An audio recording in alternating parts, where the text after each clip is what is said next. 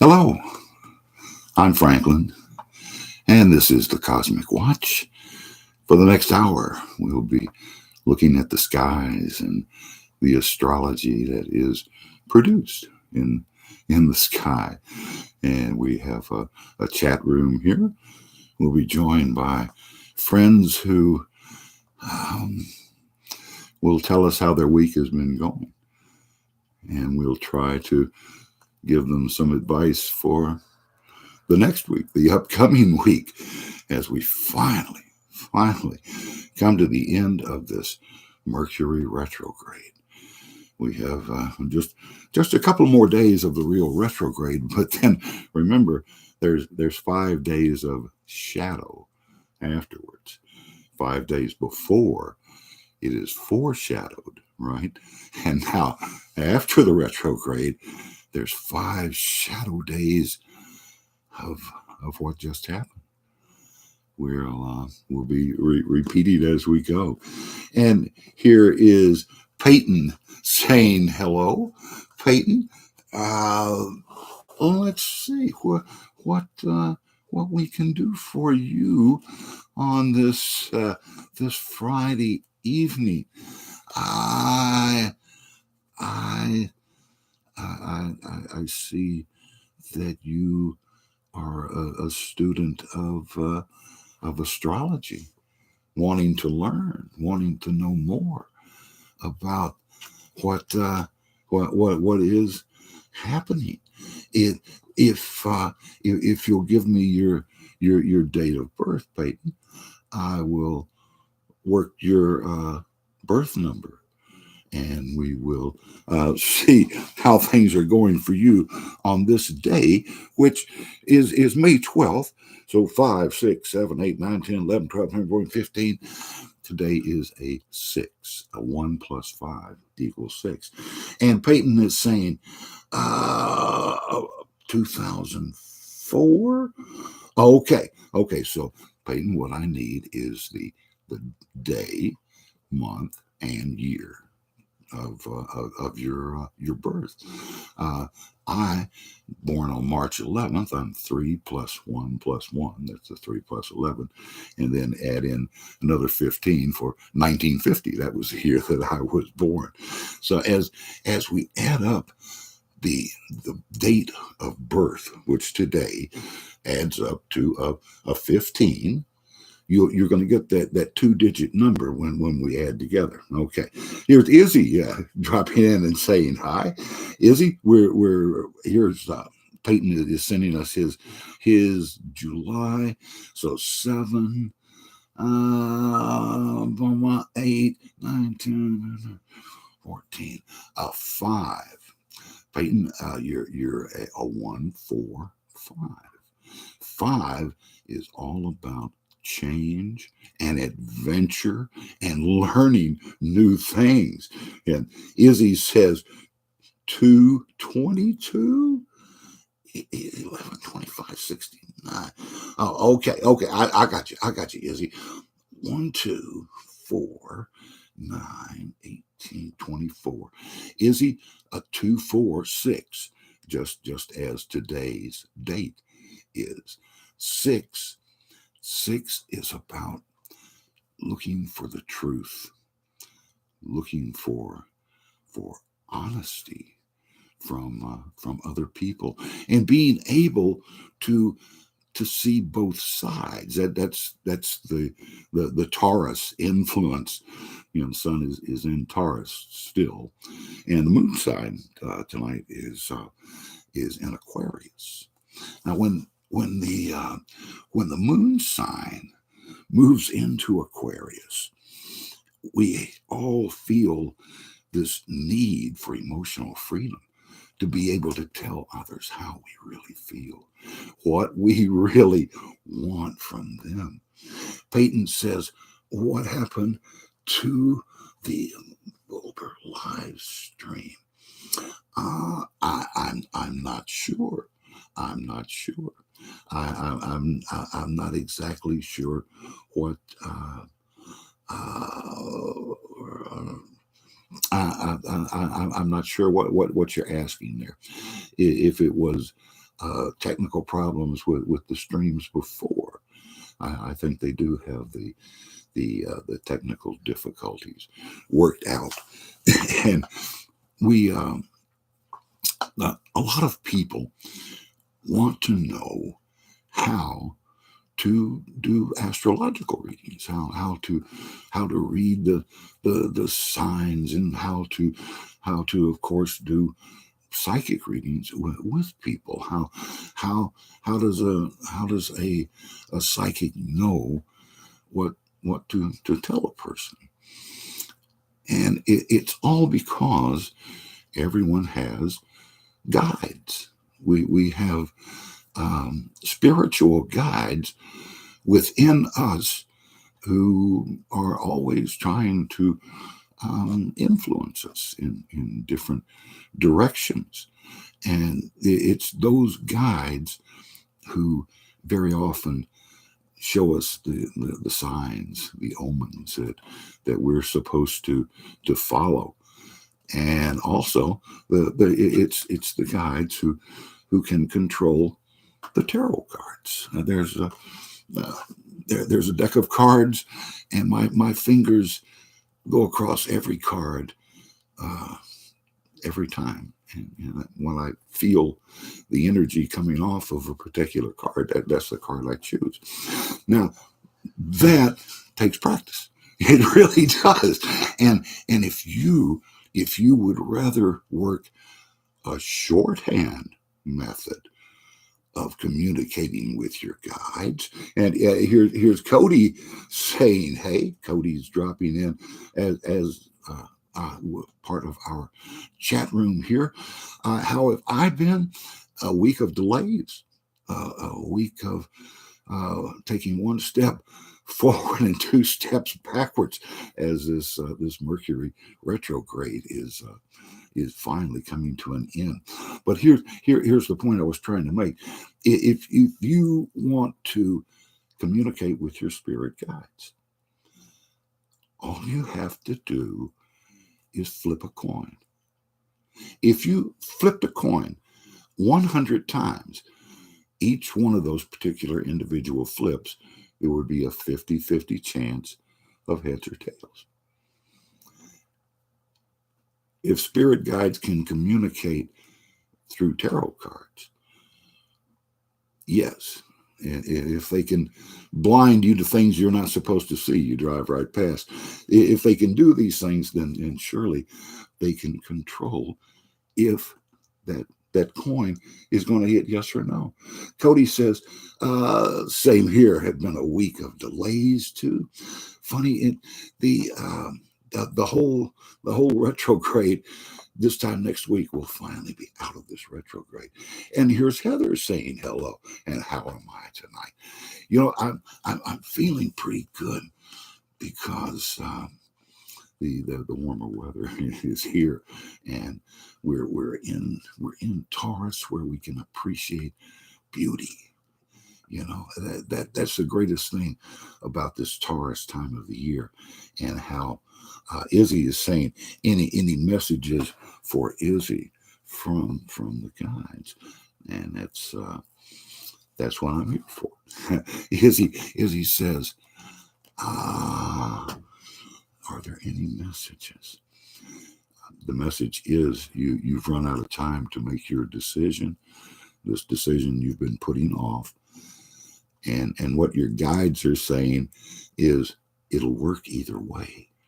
Don't worry. Do something is better than doing nothing. Heather says this weather is fantastic right now. It really lets you know how good you can feel. Cody says, praise the Lord for the end of the retrograde.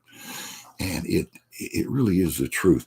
You see, not only are we coming to the end of the Mercury retrograde, but at the same time, Mercury and Saturn are harmonizing. Mercury is that harmonization with Saturn is clarifying thought, clarifying your opinions and you being able to communicate. And see, the retrograde of Mercury, the communication planet, is what's been crossing wires all week long. And for the week before, Heather says, well, I get the job that I applied to with this company. I reached out and let them know New Year would be a better start than this school year. Will you get that job? Heather, the yeah, you're going to have a message from them that says what you want to hear. It's positive. So yes, they will be in touch with you, and they'll let you know that's going to work out. Uh, yeah, Cody says, yeah, this really has been a time where Saturn, right here today, Saturn, the planet of fate and what you deserve is falling in line, just as it did back in 1962 when we began the age of Aquarius. That's when it came in, when the Telstar satellite was launched. Right? All right. Cody says, what is his reading for the night? Cody, if oh, wow, is that you that's going to leave something? Are you ready to walk away? Looks like you've gotten all the good out of a situation, Cody, and it's time that you finally made up your mind that it's time to go. And you're right. It's time to get out of there. 1962. Okay, 1962. We launch the Telstar, the first communication satellite. And in 1962, in February of 62, the planets lined up. How did the song go when the moon is in the seventh house and Mercury? No, when Mars, Jupiter aligns with Mars. So from Earth, if you're looking, and the first thing you're going to see is Mars. The next thing you're going to see is Jupiter, and you would see Saturn in the same line, except Jupiter is so big that when they're in a line, you can't even see Saturn. Behind you is Mercury lining up. In February of 62, all of the visible planets from the sun out to Saturn lined up in a straight line that pointed to Aquarius in the sky, to the constellation. This was the beginning, the kickoff of the age of Aquarius. The ages run backwards. Jesus brought in the age of Pisces. The age of Aquarius drifted in over a 10-year period. Nobody can say when it really got here. But when we discovered it was when the Telstar satellite went up. And we started using satellites. That original Telstar was replaced by a 5-satellite circle. That's why you can talk to anybody on Earth now through the satellite communication. Cody says that was a busy year for Johnny Carson. And, ooh, man, the Beverly Hillbillies. Now listen, a big year for the Beverly Hillbillies included a big year for my hometown of Nashville, Tennessee. It was a revival of bluegrass music from Flatt and Scruggs, playing the theme to the Beverly Hillbillies that was so popular that by 1965, Bonnie and Clyde, the movie of the year, was using bluegrass music for the chase scenes, and it was a revivalist time, back to the roots time in 62, and the whole country. Think about the music of 1962, how it brought change. Top 40 radio in the mid-'60s could play Frank Sinatra and the Trogs back to back. Right? And you call that top 40. We're just playing the hits. But when you want to, Cody says the rural purge. Well, country people have always felt as though they were being laughed at rather than laughed with by Hollywood. So it's always been a cozy friendship between music and movies and all the people who move in between the two. And here's Heather saying, wish we could get land. Like, yes, wish you could buy land for 62 prices. There you go. There was a very strange thing that happened in about 1970, and that set all prices doubled that year, led by gasoline prices. And people thought, wow, how are we ever going to pay 40 cents a gallon for gasoline?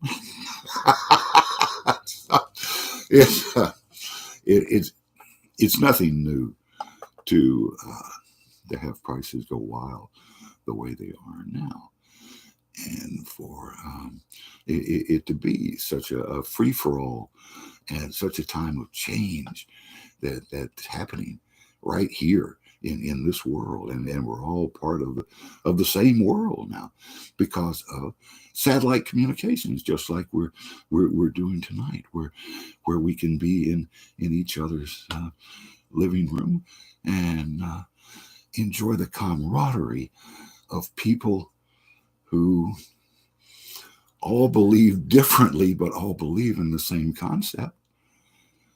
We all believe we all have a different vision of God. Every one of us, all 8 billion people on Earth, not only have their own concept of who God is, but we also have this picture of angels. Because when angels come to us, they always come to us looking like us. So we'll believe them. So we'll do whatever they want us to do. Cody says the thing about the rural purge was based on simpler, small town TV series, country folks, westerns, and big television variety shows. Yeah. There's truly nothing new that you could put on television. There's really not, and it was all foreseen in the year 1950 when Ray Bradbury published the book 1984, talking about television as it is today. It's incredible. The what Bradbury saw was computerized AI intelligence talking back to individuals at home and mesmerizing them by agreeing with whatever their opinion was and making them seem smart. That's what television could really do. So Cody says that's done in big cities like Los Angeles. Yeah. There was a time when they did not play country music on the radio in New York City. Not a single, as many radio stations as you can get in New York City, and there was not a country music station. And so things have come a long way. City people were, I guess, ashamed of their country roots. That was certainly the attitude in my hometown of Nashville, Tennessee, up until the time that the big money came in. And that's about 68, 69 when the Opryland Hotel was built, the first mega hotel. And they really refused to come unless they finally allowed liquor by the drink, buying drinks with your dinner. At that time in Nashville, it was against the law to to sell liquor. It was a bring your own bottle. You yeah, think about enforcing that concept. So nothing but private clubs and private rooms, and so it was. It had always been a very close vote, like 1 percentage point that was holding liquor stores out. That really, the only liquor stores in Nashville were in downtown in the entire county. So when they finally suddenly the vote went the other way, and the big money started coming in, that's when they started letting the old country Opry stars go and bring in the kids because they needed to bring in a younger audience. So Cody said, and this is what happened to country music.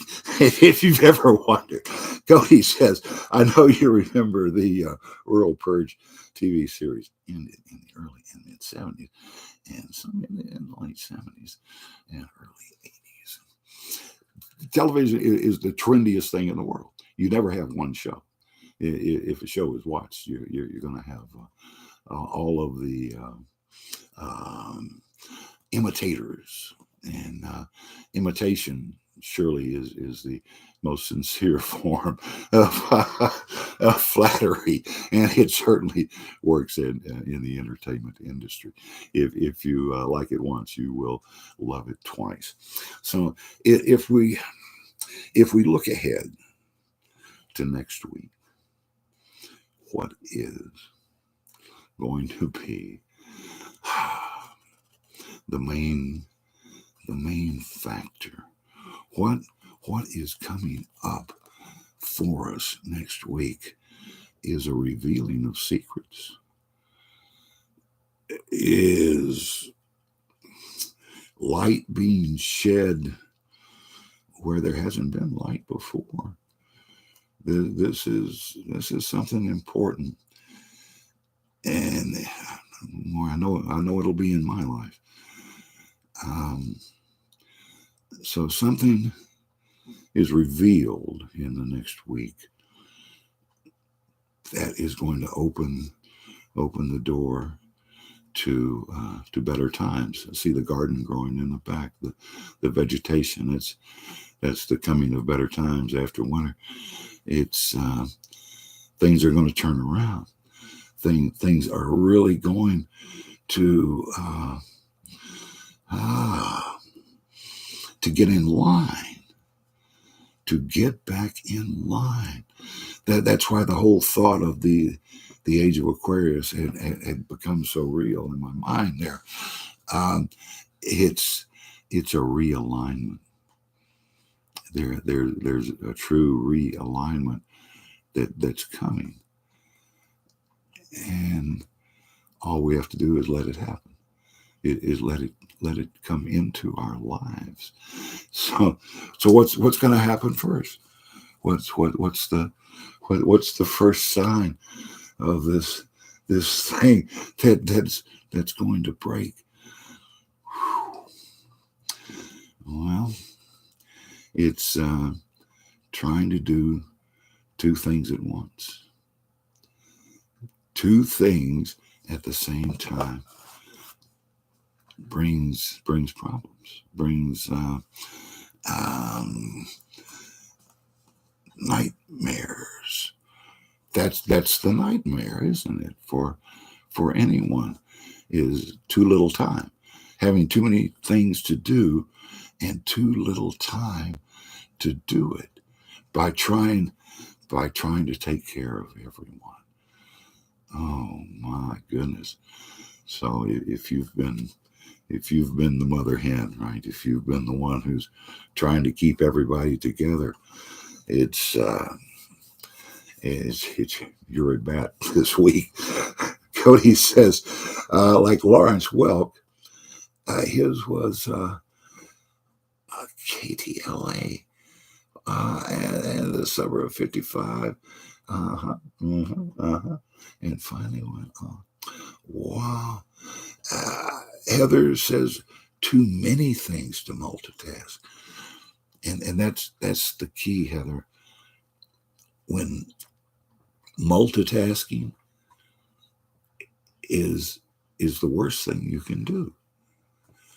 When the gurus go into their meditative trance, they are thinking of a single thought. They have stopped the chatter, stopped all the noise in their minds, and they get down to a single thought. And the single thought is the world. It's nirvana. It is where you're trying to get. The single thought is heaven. Multitasking is hell. When we have bad dreams, I know as a longtime disc jockey, the bad dream is that everything every record you play lasts for about 10 seconds, and you don't have the next thing ready, and you have too many things to do, and you're being pushed, and it's that we try to get away from. Cody says that for 11 years, until this series indicates, and that was one of his shows that went into syndication. Syndication all starts with Mr. Carson and Carson Productions. Johnny Carson owned the production company, so they came up with the concept of Sunday night Best of Carson reruns, where he didn't even have to work at all. And he was famous for taking weeks off and having guest hosts in, right? So the concept of being on for a night when he didn't have to be there was great. And of course, it leads to what we have today. The way things are all cut up in the different production companies. And it's Carson who led the way there with so many things that happened in this country in the 1960s. Johnny Carson was the vanguard, and clothing was number one. Anybody who was a salesperson, anybody who was out and about, dressed in Carson clothes if they could afford it. Of course, and of course there were knockoffs. Everybody tended to look that way because that was what sold.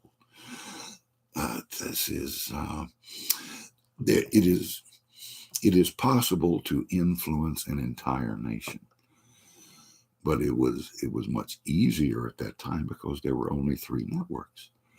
PBS didn't really count as a network because they weren't rated. So it didn't really matter what they were doing in the beginning. Cody says Jackie Gleason had his own company called Jackie Gleason Enterprises, and this is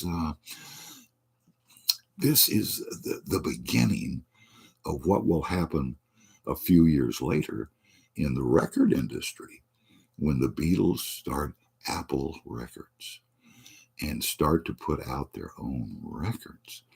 You talk about a shift, a change in the entire business of putting records out.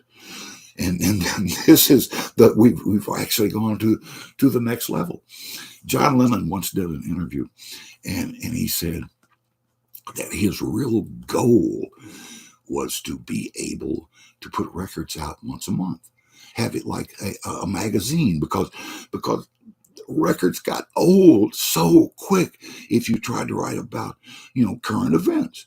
And that was really what he wanted, was to be able to make records at home and send them directly to the world. My God, if Lennon were alive today, think of what he would be releasing to the world all the time. He was a worker, and he cared. And what we've gotten to now is home production of music, and they really attempted to go home production on movies. If you'll think back a few years, when the shaky camera became very much a part of the scene, and everybody was just the equipment was there. So why not just go out and shoot your own movie? And that's the scattergut approach that we have now, where things can change. The movie industry is one of the fastest pivoting industries in the world. And you talk about somebody that could jump on a trend. Cody says, Jackie Gleason, greatest American bands TV show, American Bandstand.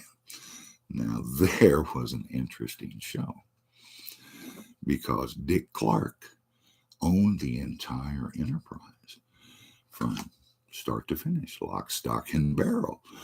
And to the point where he had the ability to make stars, so people were invented.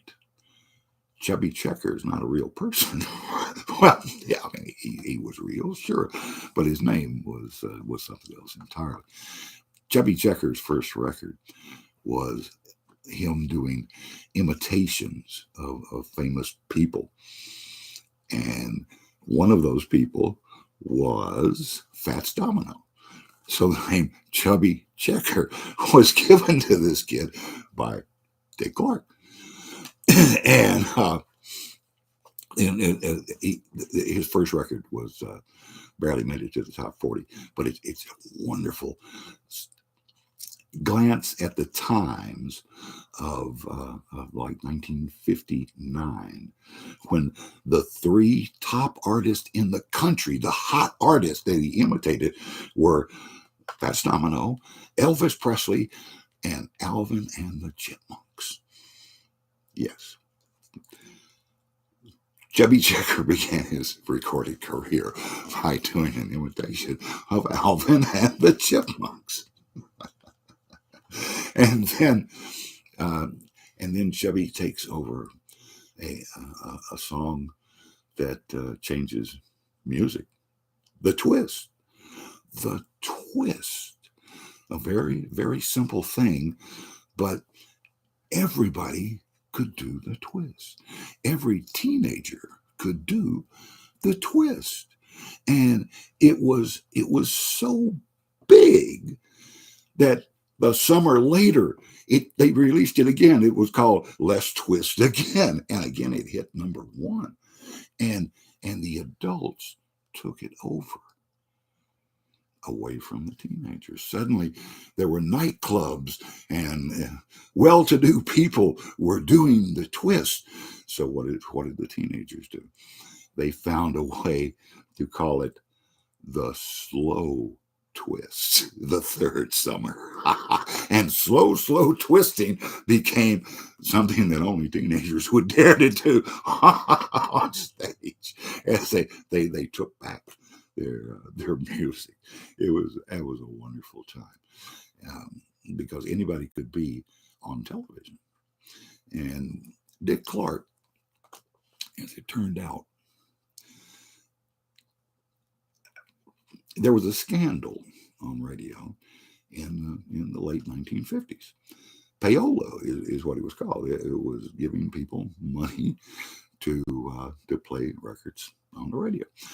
And this was declared illegal by Congress. And the guy who went down and testified against everybody else was Dick Clark.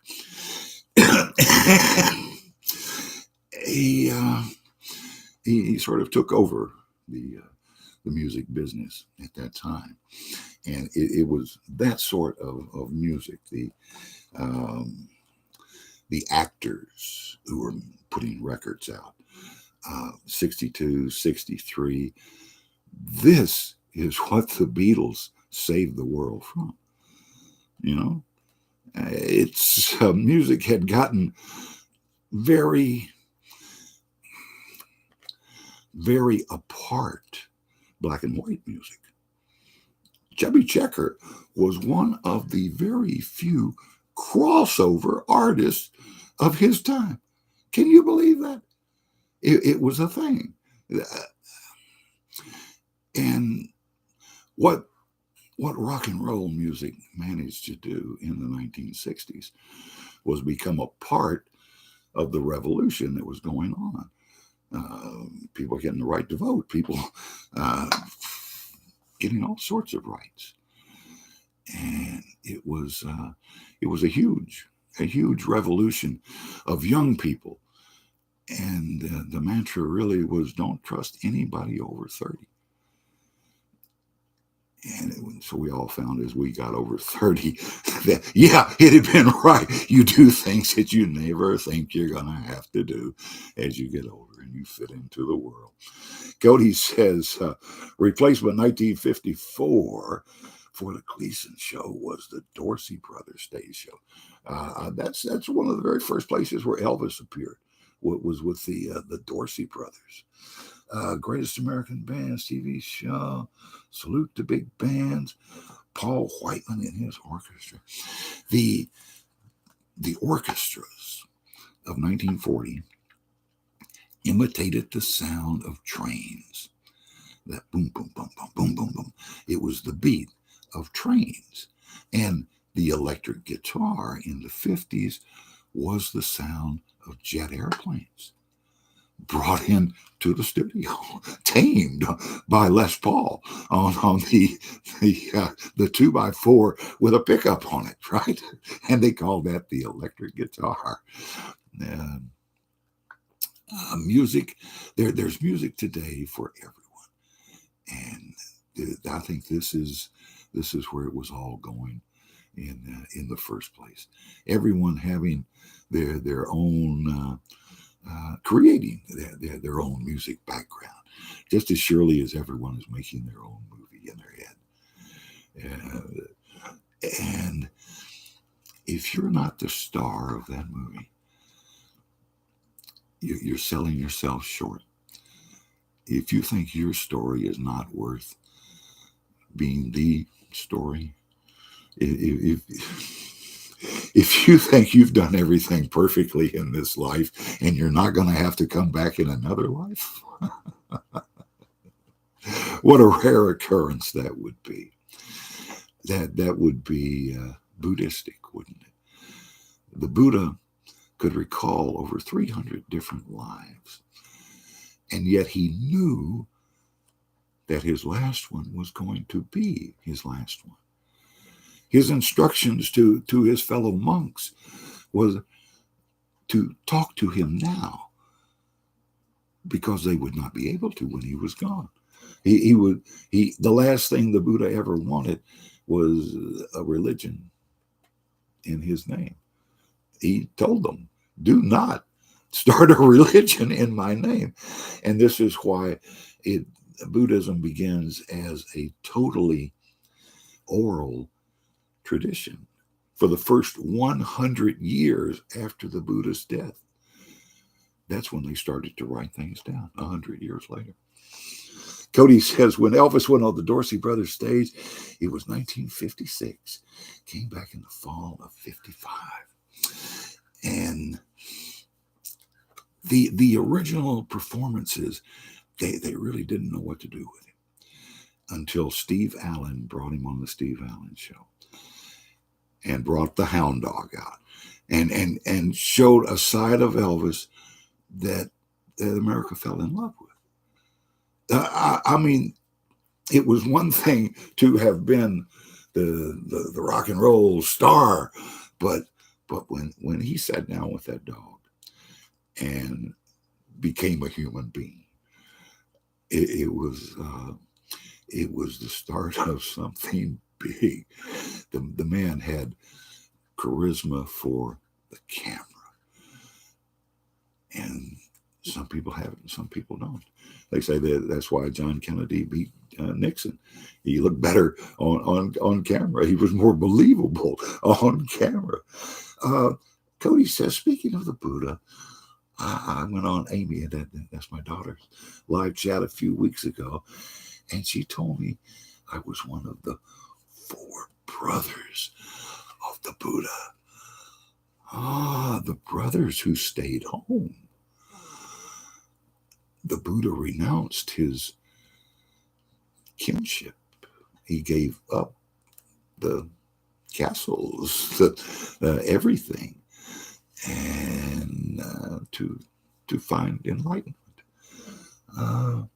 So, Cody, that's a very interesting thing. If I were to ask, is that the truth? Is that actually the truth? It is.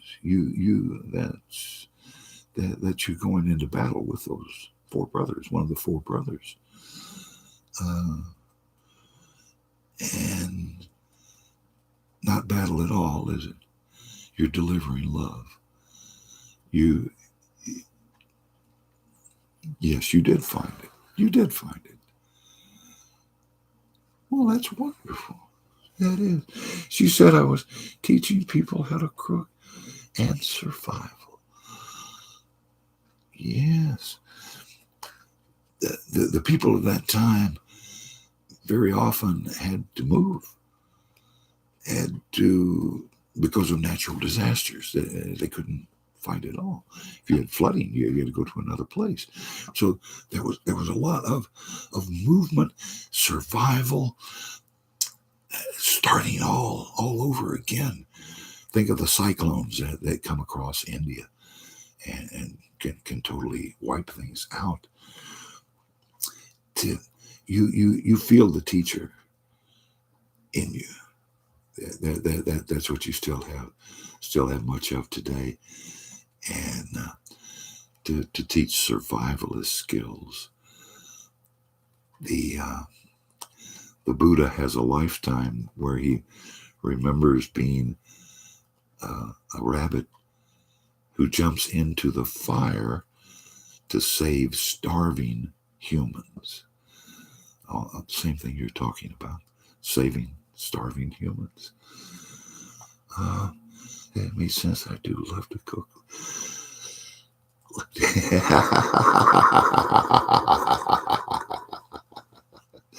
These are the things that stay with us for forever and ever and ever.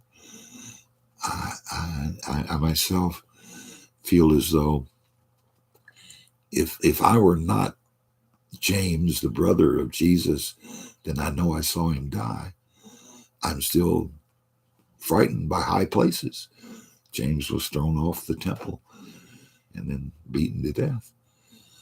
And I can't look over out a window of a high place.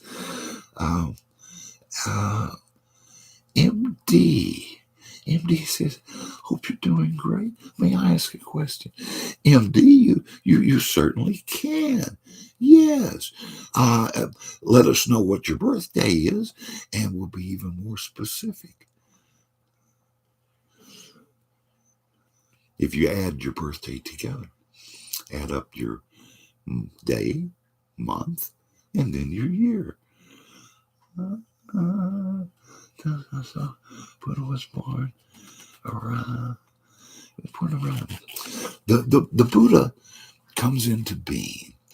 We know about him about 300 years before the time of Jesus. The same time that Pythagoras was teaching in the Greek school.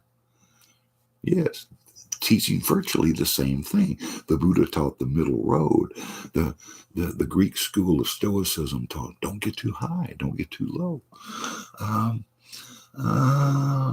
Okay, so here's the birthday for MD, 530. So we've got 8 and 13, 21, 213. Yes, MD. Yes, you as you see, you are a 3 or 12, to put it on how you look. 12 can go either way. 11, 10, 11, 12. 10 can be 1, 11 can be 2, 13. Really, you're a pretty basic 3, and that means you have to say what's on your mind. You have to let it go. You and sometimes people see that as criticism, right? When all you're trying to do is help. So the three knows they cannot keep it inside. It'll drive them crazy if they keep it inside. Here's Crazy Coolio's saying hi. Crazy, crazy. Let me pop a card for you right quick here. Man, you seem to be in tremendously good luck right now, Craze. This is that's the luckiest card in the deck, and it's not only getting what you want, it's being content with what you get. You get exactly what you need. I'd look forward to that. Yes. Cody says, makes sense from that life, and even my last life, back in my favorite era in the early Hollywood New York days. Yes, yes. Think about the different viewpoint you would have gotten in that life. MD says, what will be a good side job for me? Need something other than the medical field. Where else would you fit in beginning your own work, working for yourself more than anything else in the world? That's what will work for you, is to like write or do something that's you, that it is done by your hand, your work, and you're just now planting the seed for this. You're at the very beginning. You can make it exactly what you want, what you need. So don't settle for less. You can get it. Cody says, and my other past lives I had as well. Yes. MD is saying, thank you. We'll be successful in podcasting. Yes, and that's CMD. That's at 3 right there. Oh God, will you be successful? This is you taking a step into the unknown and knowing that the safety net's going to be down there for you. You stepping off there is what creates the safety net that's going to catch you. So, yeah, this new endeavor, you can go into full-heartedly, and also do what you still do. This is going to be more like your hobby, and when you get to do your hobby, oh man, that's that. You're very welcome. Very welcome. That's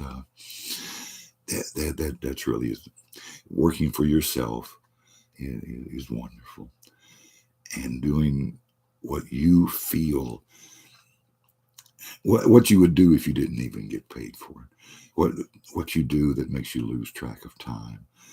That's that's doing what you want to do, and it really does affect everyone around you, because when you get in balance and you have that look upon your face, you attract like-minded people. It's like when you're mad and you're feeling hateful, you attract mean and hateful people to your side. They see you coming, and they cross the street to be with you. And the same way with those who love and those who you always get stronger when you have other people who think the same thought that you think. So having a group, it gives you more strength and more ways of being able to influence the world for good. What are we all here for? To influence each other. MD saying, yes, very true. And Cody says, and my last life before this life as well. And those are the ones that you can really, before this lifetime is over, you're going to access what happened in that last lifetime.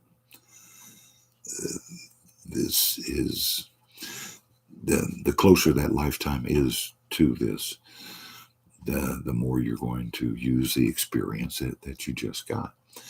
When your life on this in this realm here, when this comes to an end, you're going to have a meeting with your higher self, an angel, whatever you perceive is going to present you with every word, every deed that you have ever said in this lifetime, and then show you the reaction that it brings from other people, show you what you did. This is the other side of Moses talking to the burning bush. While Moses was gone, his big brother Aaron said, well, maybe it's not so bad if we let him build some golden idols. I mean, everybody's carousing about him being gone. And sure, if that'll calm y'all down, sure, let's build some golden idols. Aaron has to answer for that. Aaron is the first person who ever gets to see his life and live. He's the first person who ever did not have to die to see where he went wrong. He was shown what he had done was going to bring in the future. What it was going to mean that he had compromised and allowed those people to do that. And if it hadn't have supposed to happen, if it hadn't have been supposed to happen, I don't think it would have happened. The Lord moves in mysterious ways. We can never know why. We can never know what the uncreated Creator has in store for us. We don't talk to God, we talk to the angels. And the angels, God bless them, are liable to tell you anything for your own good. And it might not even work out in this lifetime. Angels, nobody except human beings on this earth even consider the concept of time. Angels don't wear watches. If something happens in the next lifetime, they don't apologize. They don't even consider that you wouldn't know that. Cody says the helping, like helping others in need, that has always stuck with me all these times. And it's those times that you didn't have to, when nobody was watching, and you did. That is your spirit guides taking over, saying, yeah, I can do that, before you even know you were going to say it. Right? Your spirit guides live in your heart. The entire unseen world is inside of humans. This is how they can get inside your head so easily. How they can get to your mouth before your brain can, and you end up saying things that are just as amazing to you as they are to the people that you say them to, because you were saying what they needed to hear.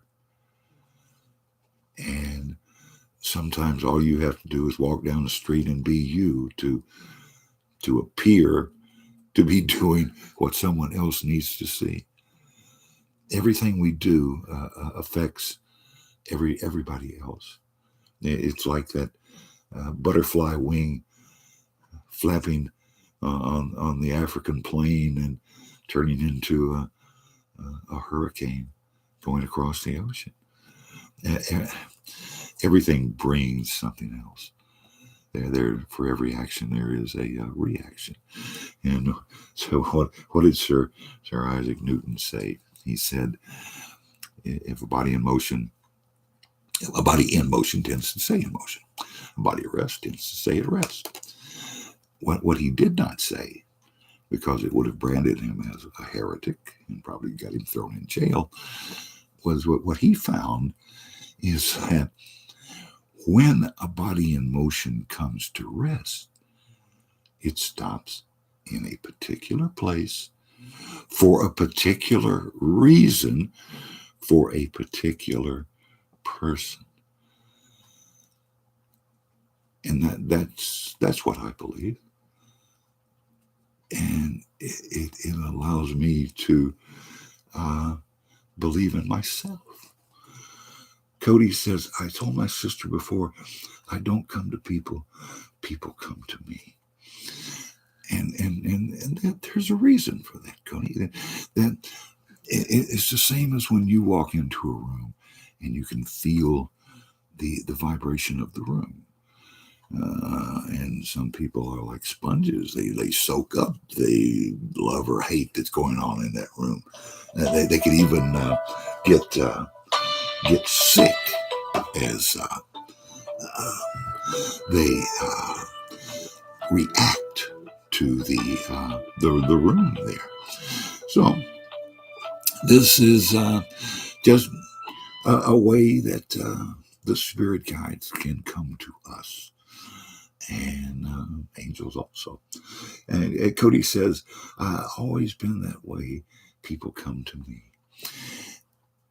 and it's so much the look on your face of looking like you know. Some people have a look about them that, especially Scorpio people, people tend to ask them what's going on, where they are, and people will accept information from them. That's always the thing. Do people believe you when you offer that information? Cody says there was one older guy to me before. You seem very positive.